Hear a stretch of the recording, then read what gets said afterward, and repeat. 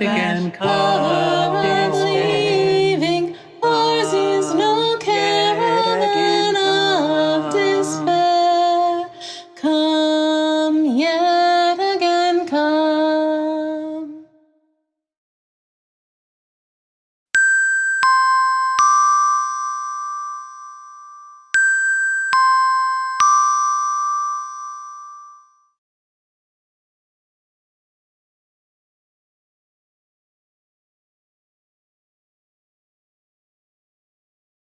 Welcome to our worship service. Settle into your space.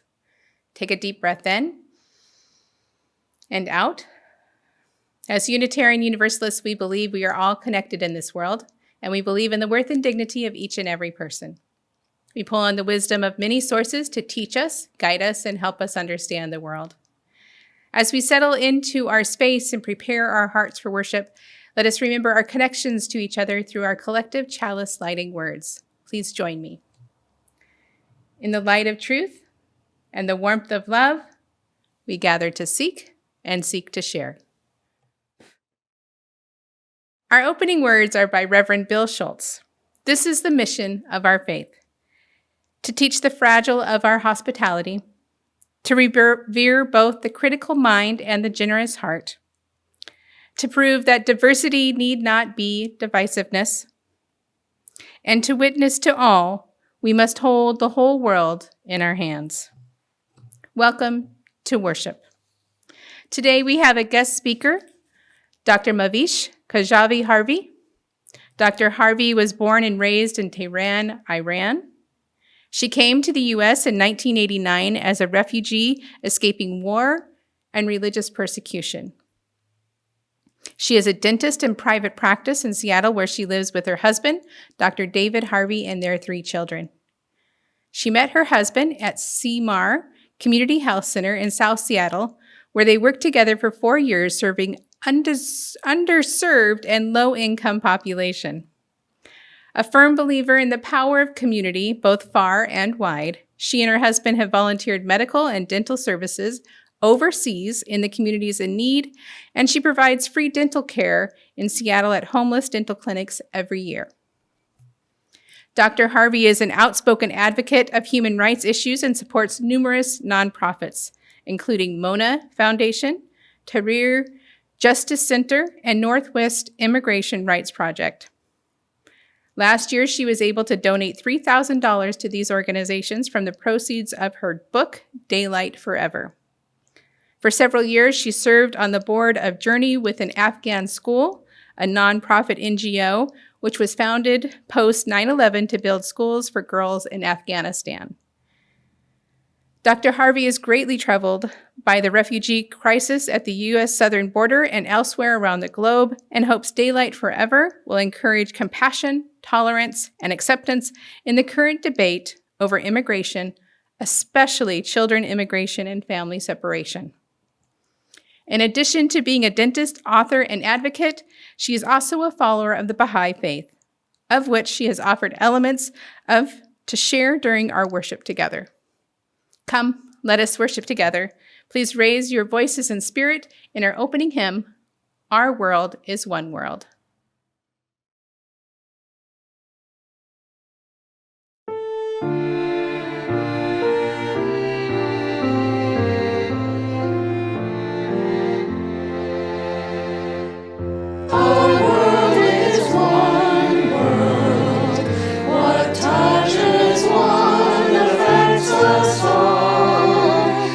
Seas that wash us round about, the clouds that cover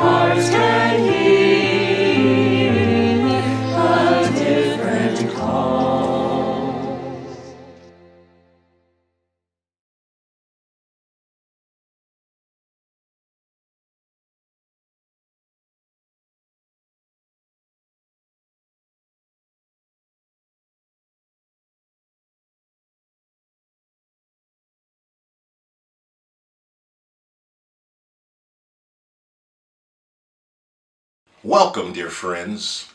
My name is Cleveland Tyson, and I'm a member of the Seattle Baha'i community. As we're gathered here today to honor and celebrate the legacy of Reverend Dr. Martin Luther King Jr., I can't help but to think of the conversations and discourses that he brought up about the beloved community. Dr. King said that the beloved community is a community that fights for justice and peace, always with love. So when the walls of hatred crumble, we can come together as brothers and sisters. I believe that the Baha'i faith represents these virtues and these wonderful ideas that the Dr. Martin Luther King Jr. spoke of. And so does noted award-winning actor Rainn Wilson. Rainn put together a wonderful piece, an introductory piece on the Baha'i faith, Baha'i cosmology. I'll start with one word, one name, Baha'u'llah. Baha'is follow the teachings of Baha'u'llah, who was the founder of the Baha'i faith. He lived not long ago, actually, in the mid-1800s, and was a Persian nobleman who turned away from his high-status position and instead became a great spiritual teacher. The name Baha'u'llah means the glory of God.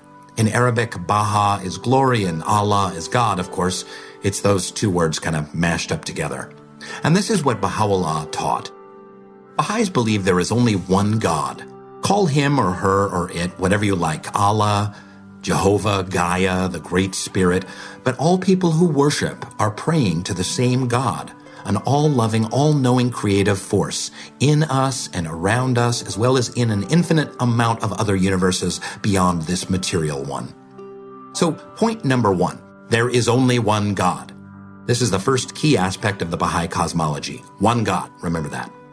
The next aspect is that there is only one religion.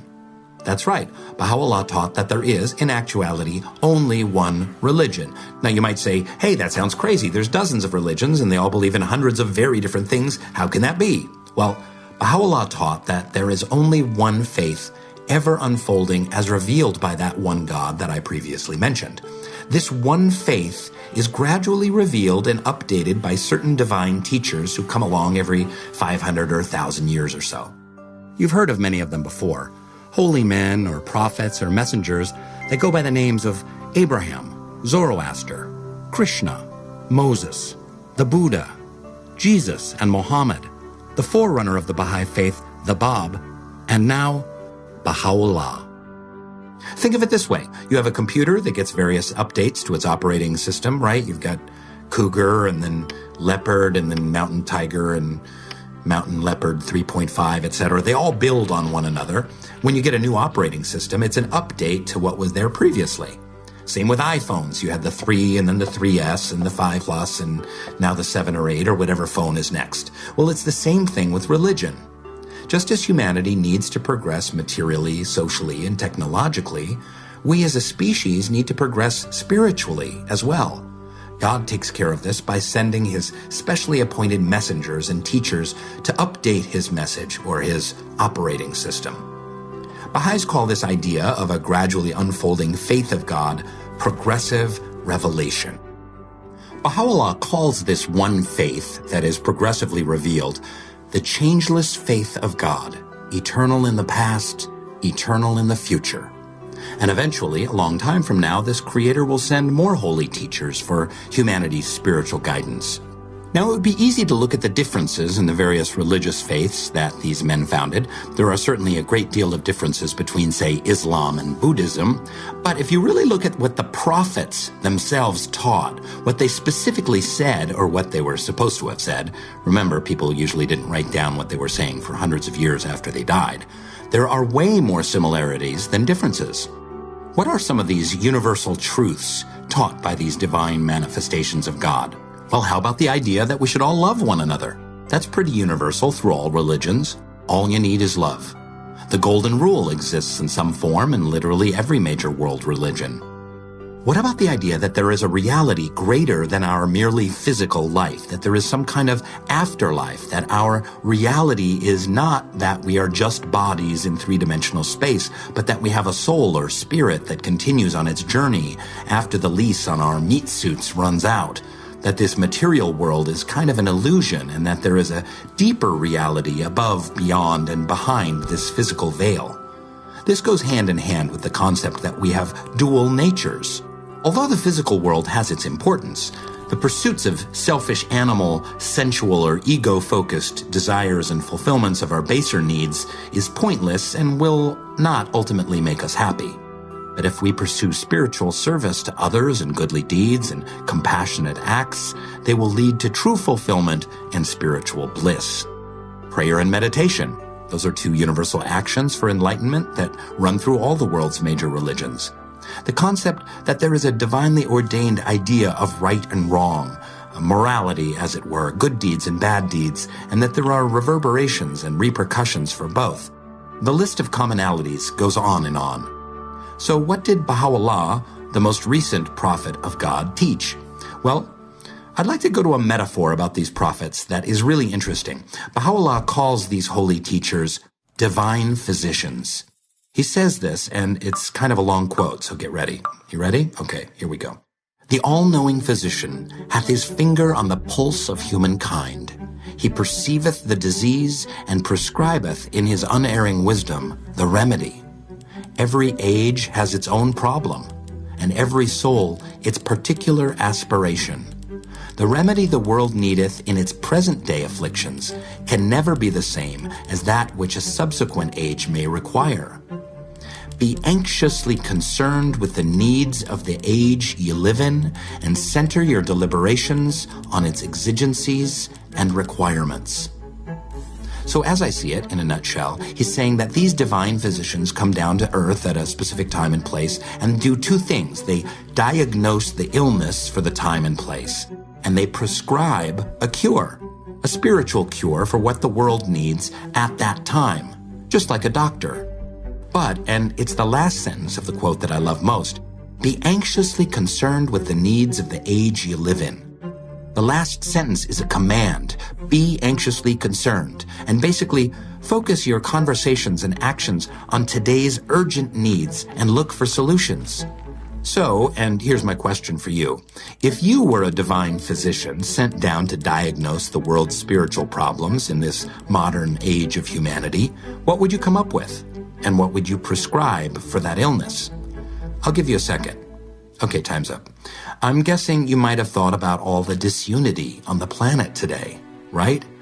Differences of race, class, economics, gender issues, politics. Well, this brings us to the main spiritual teaching of Baha'u'llah. The earth is but one country, and mankind its citizens. In other words, the third major key point of the Baha'i cosmology, one humanity. The differences that divided us for eons must be healed, as we are, in this day and age, one human family, and need to act like it. Today, about 1 billion people go to bed hungry each night. If your brother or sister or family member went to bed hungry, would you allow it? Racism is probably something that popped up in your brain as you were ruminating before. The elimination of racial prejudice is one of the most central tenets of the Baha'i faith and a must for healing humanity and uniting us all. And that goes hand in hand with another big issue that probably came up for you in your personal diagnosis. Economic injustice, the disparity between rich and poor. Right now, 26 men own as much wealth as half the planet. That's 3.7 billion people. Now, there's nothing wrong with those 26 men starting awesome businesses, but this statistic is just plain wrong. It's unjust and unsustainable. It's also unjust and unsustainable that women are treated like second-class citizens, subjugated in the developing world as well as in the West. Baha'u'llah was perhaps the first spiritual teacher to advocate for gender equality and justice. And this was back in the 1860s in the Middle East, a truly revolutionary act. Baha'u'llah also addressed the need for science and religion to be in harmony. He said they were like the two wings of a bird, and we need both wings to fly. Baha'u'llah once wrote, "Religion without science is superstition. Science without religion is materialism. So Baha'u'llah, Baha'is believe, is the divine physician for this day and age, the prophet for the modern world, and is seeking to unify humanity. He said, "Let your vision be world-embracing." And he also said, all men have been created to carry forward an ever-advancing civilization.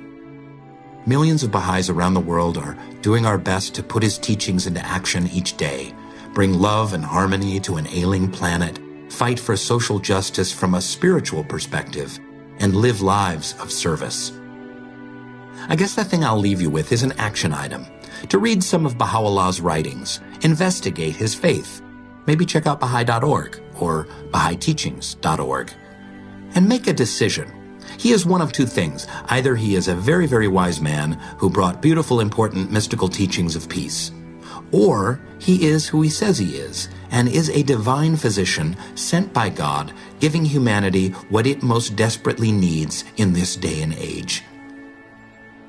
Either way, let's all work together, atheist, Christian, Baha'i, and everyone else, to make the world a more loving, just, and better place. Thanks for listening.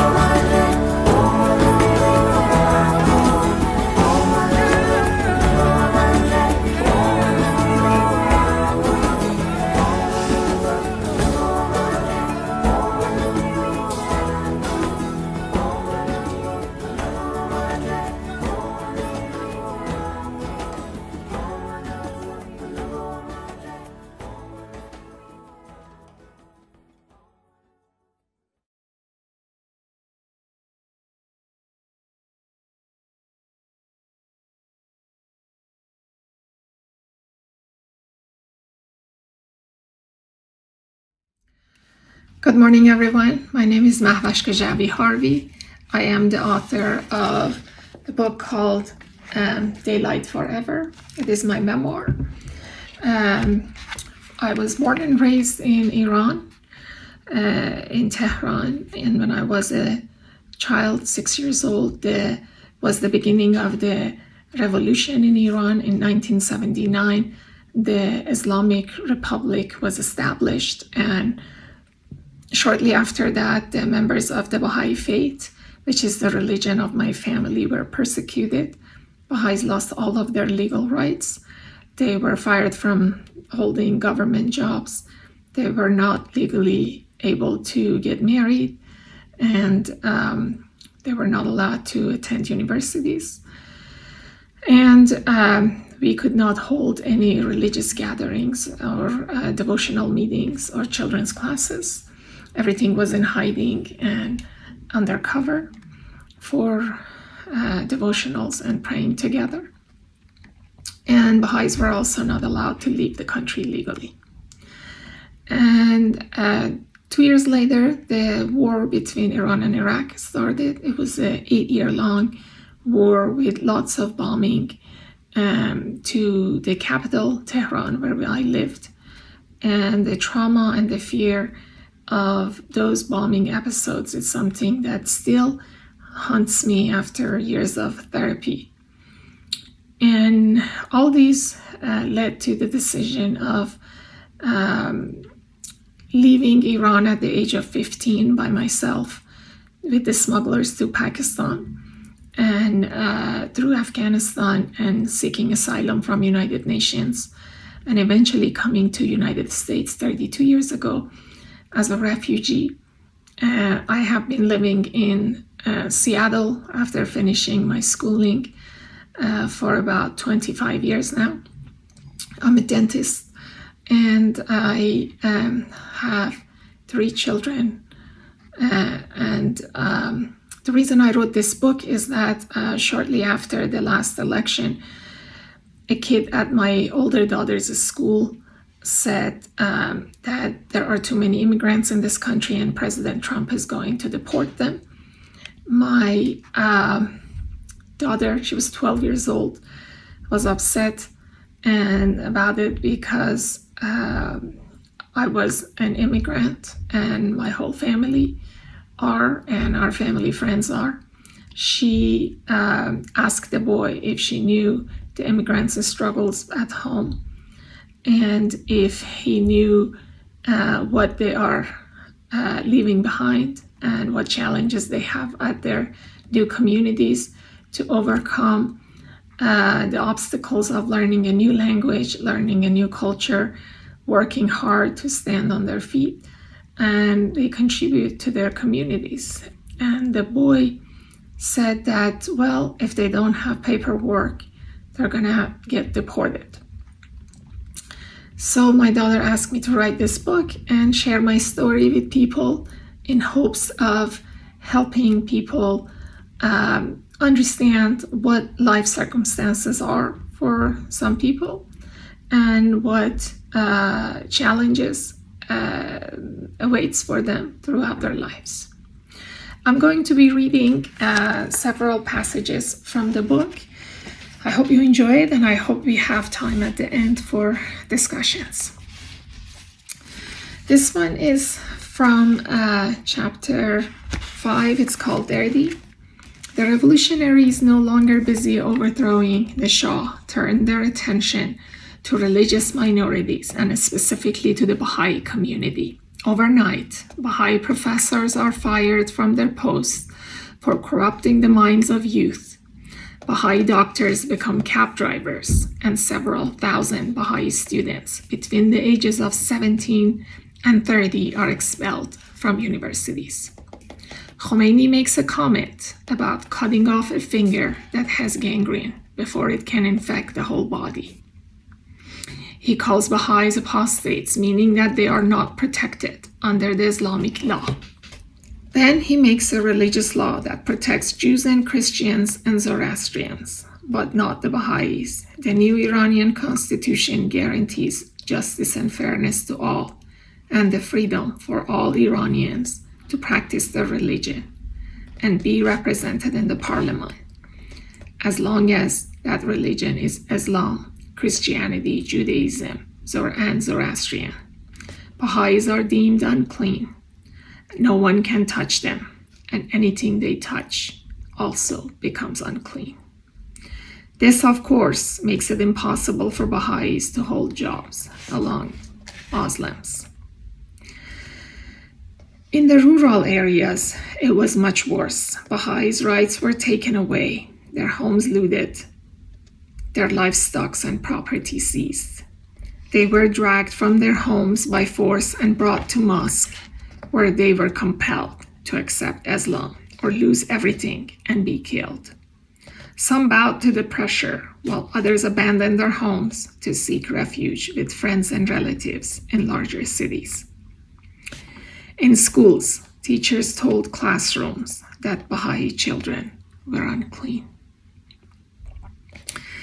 Those children were made to sit in the back of the classroom, and the teachers instructed the other students that no one must touch them, talk to them, or play with them. Within a year or two, no Baha'i children, except for those in the big cities like Tehran, would even be allowed to attend school. Islamic guards eventually broke into Tehran's main Baha'i center and turned it into a Revolutionary Guard headquarters. They burned everything, but not before they look up all the addresses of the Baha'is. That was when they started to make random visits. If you were lucky, they just took what they wanted from your home. Other times, worse. Within a few weeks, over 200 Baha'is throughout the country were arrested, imprisoned, and later executed. Even more were consistently attacked, burned, robbed, stabbed. They were dragged from their homes, in front of their families, and from their businesses or places of work. However, Baha'is did not protest the injustice and the attacks. We did not rise up. We did not fight, because that is not who we are. All we did was continue to believe in and practice peace. When Baha'is were being asked to deny their faith, it felt like being asked to deny their very being. It had little to do with doctrine and everything to do with a core way of being. How exactly does one give up something that makes them who they are? Refusing to deny your faith is not a matter of pride. It is a matter of being asked to deny the thing that has made you who you are, to deny everything you know and believe in it. Once I overheard Baba whispering to a friend, "What would I do? What would you do?" He asked. "There are guns pointed at the head of your daughters, and the guards say choose." How does anyone make a decision like that? A decision between their fate, their lifeblood of the spirit, and the safety of their family. These are, in fact, some impossible times. This part talks a little bit about the restrictions that were placed on women after the revolutions. This is in 1980. It was the spring of 1980. Women were taken to prison daily for wearing makeup and for refusing to wear the hijab.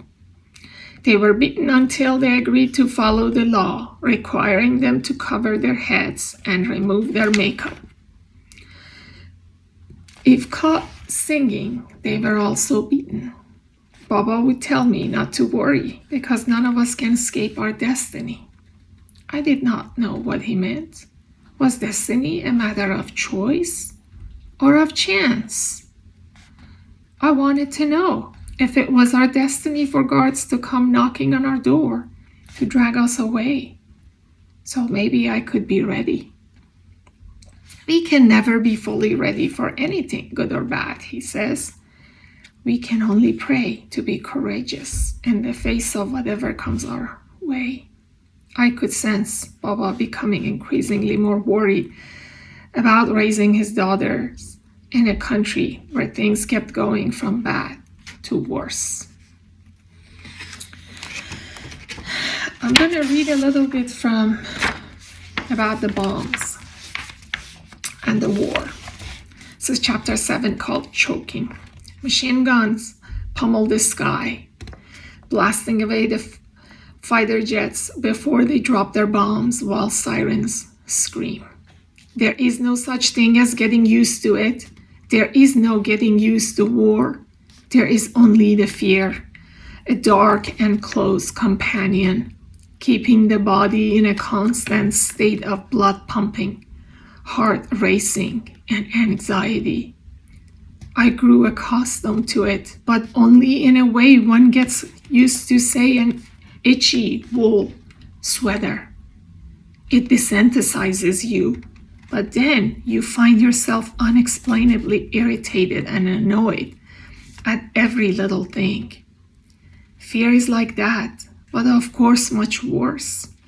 On the outside, I function normally. I go to school, I come home, and I do homework. I eat dinner, I go to bed. I move through fear, but it's reshaping me on the inside, changing my brain, my cells, and my very DNA on a level that I would not even fully realize until decades later, when the Blue Angel fighter jets flew over the Seattle, practicing their maneuvers for the Seafair Festival, and I found myself tearing down the streets looking for a bomb shelter, eyes searching the sky, my body in the cold sweat. Or the moment I saw the planes crash into the Twin Towers on TV, and I ran with my baby to hide in the basement, certain that at any moment a war would break out and bombs would once again rain from the sky on everything I love and held dear.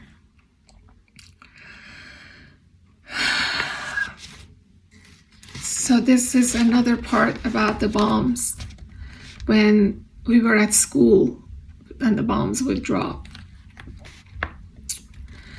At school, when the bombs come, it is almost worse than at home because we are so far from family. The thought of dying alone and never seeing Baba and Maman makes me sick. At least Layla and I go to the same school. During the attacks, sometimes I try to find her in the dark hallways where kids are crying and screaming and hyperventilating. Sometimes I think, even if I do survive the attack, will my family even be there when I go home? The sirens start to scream and we all jump from our desk and race for the hallway to get away from the windows. Some kids drop to their knees in prayer, some vomit all over their shoes, while others yell with tears streaming down their cheeks. For me, it feels like the sandbags are stacked up on top of my chest, and none of my screams can escape. My throat tightens like I am being choked. Then there is silence. The sirens stop, and no one says a word. We just wait. We wait for the sound of the jets. We wait to feel the ground shake. Every minute feels like an hour, and every movement happens in a slow motion. The squeezing in my throat never lets up. It gets to the point that I stop breathing altogether in preparation for death. The room spins and my heart races, blood pumping in my ears. And then my friend Sharare squeezes my hand. And it's all over. We're still here for now. We go back to the classroom and try to focus and listen and learn math as if we're having a normal school day. This is a little bit more about the state of Baha'is in Iran. We recently learned that they arrested 10 Baha'i women in Shiraz. Their crime is their religion. One of these prisoners is a courageous 16-year-old girl named Mona. She was charged with teaching Baha'i children classes. When they searched her home, they also found an essay she had written about freedom. Her parents were also arrested on similar charges. Her father was executed shortly after. Mona and other women, including her mother, were tortured for months in prison. A year later, she and the other women were all hanged. Only Mona's mother was released. The judge told her he wants her to live the rest of her life mourning the loss of both her husband and her daughter. Mona was persecuted for corrupting the minds of children and youth she educated by teaching them the principles of the Baha'i faith, the same principles I learn each week in children classes. The oneness of mankind, equality of men and women, elimination of prejudice of all kinds, independent investigation of truth, the common foundation of all religions, the essential harmony of science and religion, universal, compulsorily, education, universal peace upheld by world government, and a spiritual solution to economic problems, a universal auxiliary language. I don't understand why it is wrong to learn these messages. I'm scared that someone will come to take my teacher or me or my sister away and hang us. Just like they did that to Mona. This one is from chapter 10. It's called Darkness. I don't know how much longer I can take any more of this darkness inside me or resist all this darkness outside me. Death and fear of death consumes every hour of my life. Waking or sleeping, I have my tricks to try to ignore it, to find some relief from the adrenaline constantly coursing through my veins, speeding my heartbeat. But in the end, that's all they are, tricks. And so I also fear that the effort it takes to keep up a spirit of determination and hope in the face of this monstrous tidal wave of death and destruction will one day run out. And then what will I do? Losing myself, my body to the bombs is one thing. By losing my mind and my soul to this darkness is another. These thoughts, the fear, are all worse at night, made more oppressive by being locked up in our home with the windows blacked out and taped up and the streets eerily silent. Since the first day the war began, since I was a little girl, every night, before I fall asleep, I have wished for a spaceship. I don't want to visit the moon or roam the galaxies, calling their mysteries for new cultures and worlds. All I want is to climb inside my little pod and travel to the other side of the earth, to the side where the sun shines bright and warm and it's safe. And I will not come home until the sun is rising in Iran again. All I want is to live in daylight forever. This last part that I will read is about my escape. It is May of 1988. I have been thrilled to take my first airplane ride, but now that the plane is on the ground, all my excitement has turned to dread. My back stiffens against the seat. I see my hands clutching the armrest, but I can't release my grasp. I am cold. Maman is talking, but what is she saying? Her voice is far away. I hear zippers closing up bags. My heart is beating in my ear. My maman's words, I can't make sense of them. I know that I must move. I must pull myself together. Remember the smuggler's instructions. Don't look so scared or emotional or lost. Don't look suspicious. I force myself to release the armrest, and then everything happens in a slow motion. I rise from my aisle seat. I get my backpack, and I take one last look down at my mother. Our eyes lock, and then hers overflows with tears. I force my tears into my throat. Her mouth moves silently, and she nods once. Just like that, she's given me permission to walk away and not to look back. I'm walking, I'm quivering, I throw my shoulders back and try to look like I have done this before.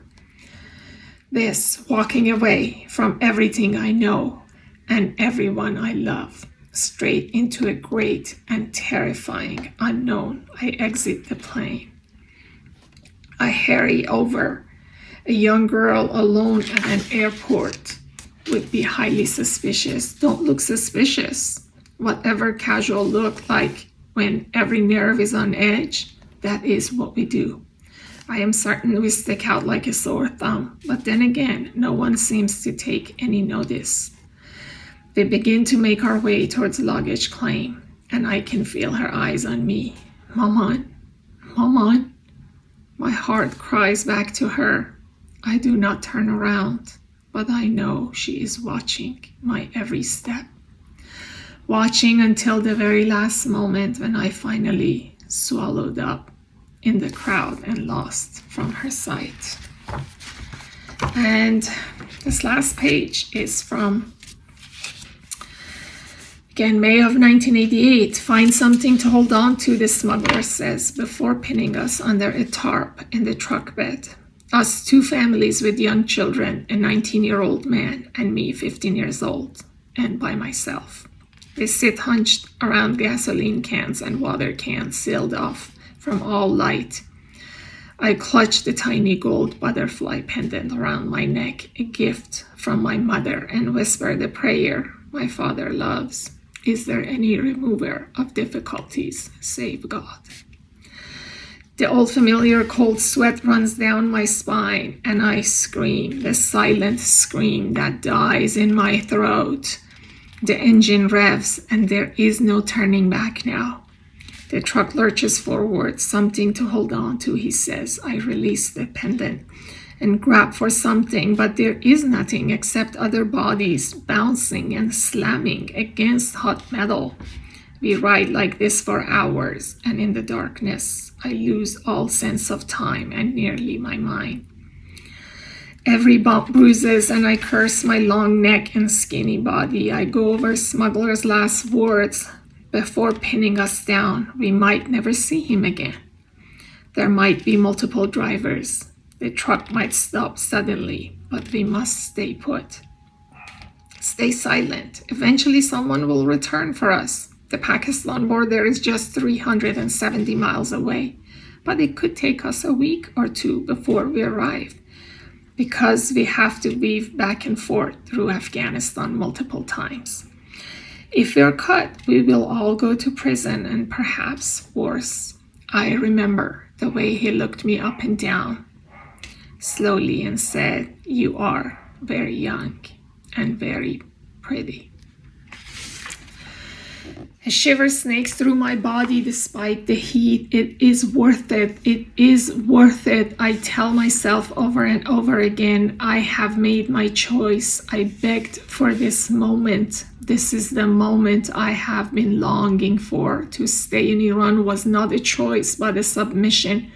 To live at the mercy of sirens and bombs, a surrender to live in fear and darkness. The truck turns sharply and something hard jabs my ribs.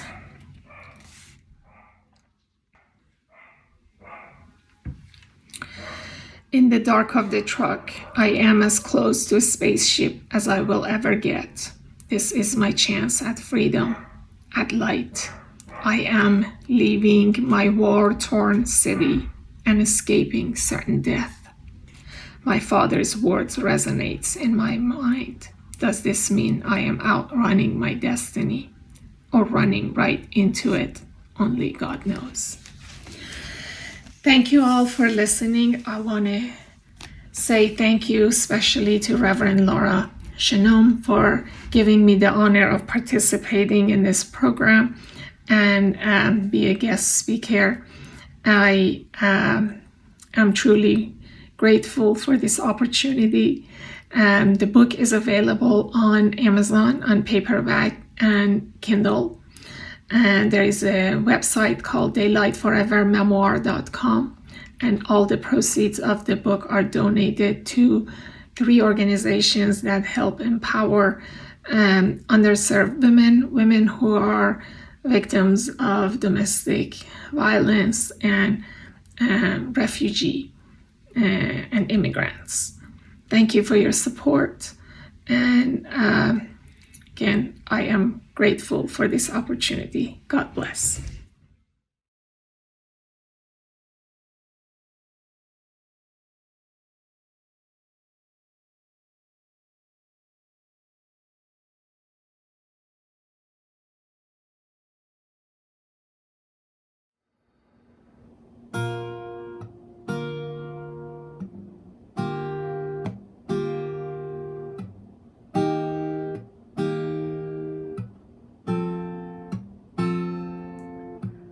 Oh, thou kind Lord, this gathering is turning to thee. These hearts are radiant with thy love. These minds and spirits are exhilarated by the message of thy glad tidings. Oh God, oh God. Oh God, oh God, let this American democracy become glorious in spiritual degrees, even as it has aspired to material degrees, and render this just government victorious, victorious, victorious.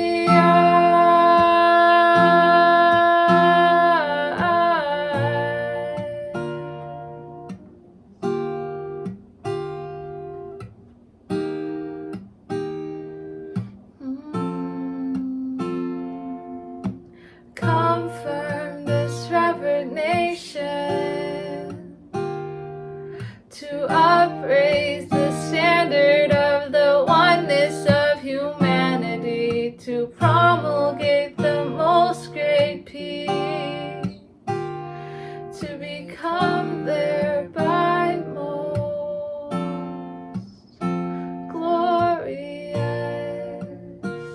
and praiseworthy among all the nations of the world.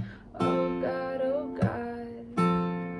Oh God, oh God, this American nation is worthy of thy favors, is deserving of thy mercy. This American nation is worthy of thy favors, is deserving of thy mercy. Make it precious and near to thee through thy bounty and bestowal. Make it precious and near to thee through thy bounty and bestowal. Oh God, oh God. Oh God, oh God.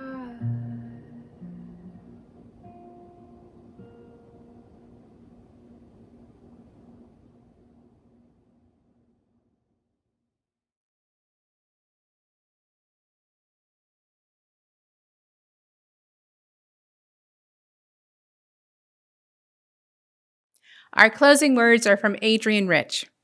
My heart is moved by all I cannot save. So much has been destroyed. I have to cast my lot with those who age after age, perversely, with no extraordinary power, reconstitute the world. Thank you, Dr. Harvey, for offering your story to our worship today and being one of the ones who help reconstitute the world. Please raise your spirit and voice for our closing hymn, Turning of the World.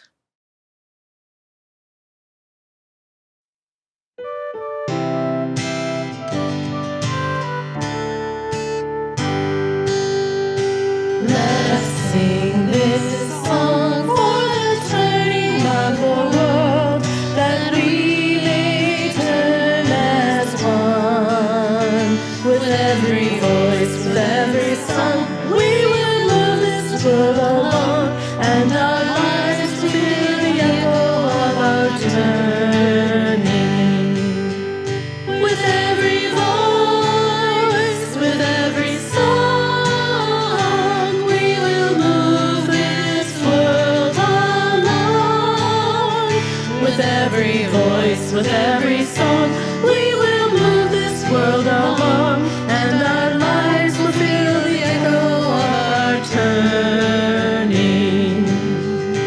Let us sing this song for the loving of the world, that we may love as one. With every voice, with every song, we will move this world along, and our lives will feel the echo of our loving. With every voice, with every song, we will move this world along. With every voice, with every song, we will move this world along, and our lives will feel the echo of our loving. Let us sing this song for the healing of the world, that we may heal as one. With every voice, with every song, we will move this world along, and our lives will feel the echo of our healing. With every voice, with every song, we will move this world along. With every voice, with every song, we will move this world along, and our lives will feel the echo of our healing. Let us sing this song for the dreaming of the world, that we may dream as one. With every voice, with every song, we will move this world along, and our lives will feel the echo of our dreaming. With every voice, with every song, we will move this world along. With every voice, with every song, we will move this world along, and our lives will feel the echo of our dreaming, and our lives will feel the echo of our healing, and our lives will feel the echo of our loving, and our lives will feel the echo of our turning.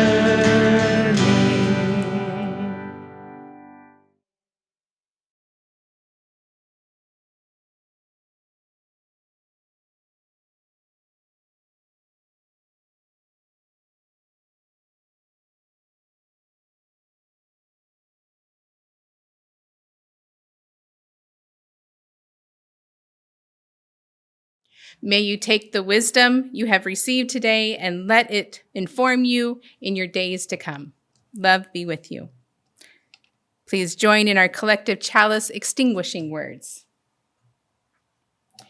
We extinguish this flame, but not the light of truth, the warmth of community, or the fire of commitment. These we carry in our hearts until we are together again. Please raise your hands in the spirit of connection for our closing song. Carry the flame of peace and love until we meet again. Carry the flame of peace and love until we meet again.